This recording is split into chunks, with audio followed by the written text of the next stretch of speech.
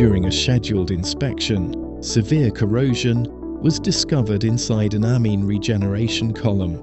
Wall loss, pitting, and a full circumferential corrosion band threatened the vessel's integrity and risked a major unplanned shutdown. The cause was traced to a reboiler tube failure that led to localized acid attack.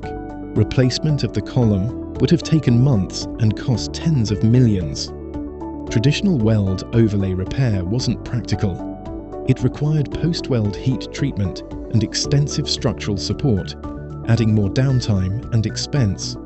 A fitness for service assessment confirmed the vessel was still structurally sound, allowing limited operation while a permanent solution was planned.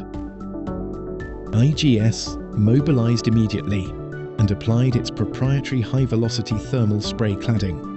The alloy barrier stopped further metal loss and restored protection to the column's pressure boundary, all without heat-affected zones, post-weld treatment, or prolonged outage. The column was back in service within weeks. Follow-up inspections showed no further corrosion, and the planned replacement was cancelled. By using HVTS, the operator avoided structural replacement, prevented an unplanned shutdown, and saved roughly $40 million in capital and production costs. Extending reliability, improving performance, that's asset vitality.